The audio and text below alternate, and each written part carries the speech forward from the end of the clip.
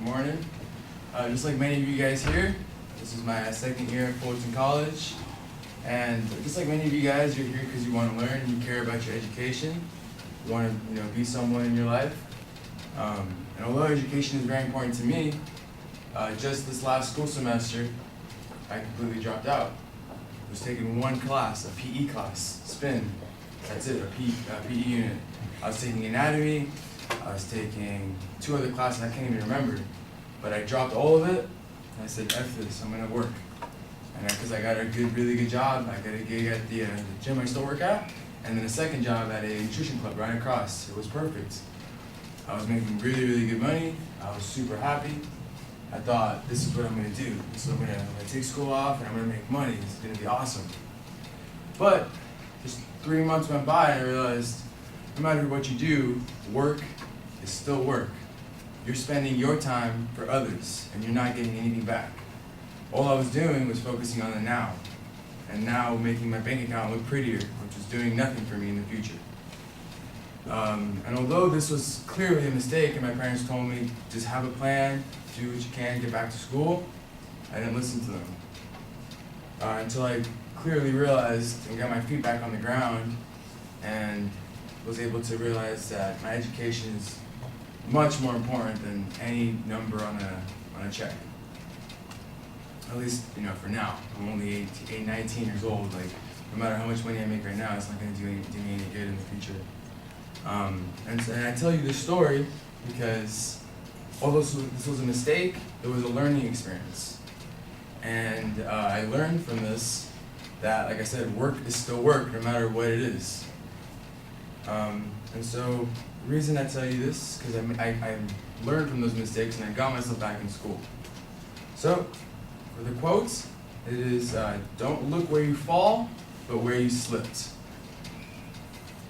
So today I'm going to give you 3 ways that you can avoid making that mistake. And my interpretation of the quote is, do not worry about where you end up or how you got there with a mistake, but see what caused you to create that mistake. So what caused you to slip? For me, personally, in that story, it was those dollar signs. Thinking, oh, like if I get 2 jobs and I work really hard, I'll make good money and I can buy whatever I want and go spend my money on stupid crap that I don't need, right? Because we're 19, we're not paying rent or anything yet. I thought maybe if I stayed there long enough, I could move out on my own, I could be young, independent, all that good stuff. But it's not going to get me anywhere long term, right?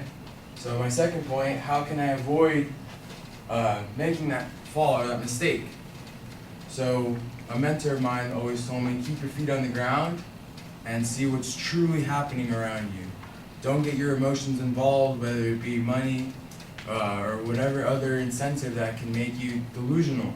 So keeping your feet on the ground and really pausing for a moment and thinking, hey, what's truly going on here, right? That way you can avoid, slipping. And the third way is always having a plan. If you have no plan, you're not going to get anywhere. So have a plan, have a structure, and you'll achieve a goal. And third, lastly, like I mentioned, having a goal. If you're just, going aimlessly through your life, you're not going to get anywhere. You have to set, I'm going to get to this point today, I'm going to get to this point tomorrow. Have it and then give yourself an incentive and then reward yourself mentally. And so, going back to the quote, don't look where you fall, but where you slipped. Catch your mistakes. If you have those plans and if you have a goal and you make a mistake, you can realize where it was and what caused it to happen. So in conclusion, I hope we all look before we do our actions, think ahead, and have a plan and execute it. Thank you.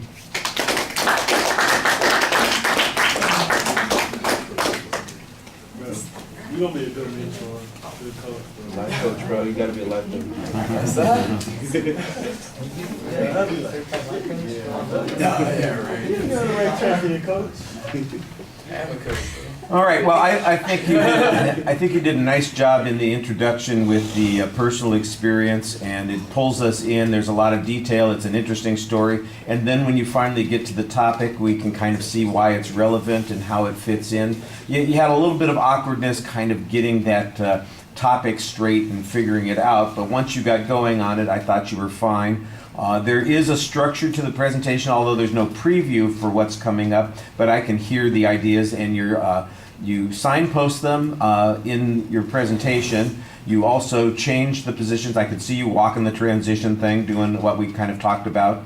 Also, I kind of like the fact that when you transition to the main part of your speech, you also change the volume at which you're speaking to kind of suggest we're doing something new. So it's another way of creating this information that we're kind of changing our focus here by adjusting the way you are speaking.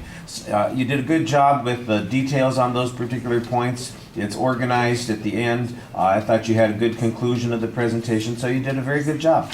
All right, thank you.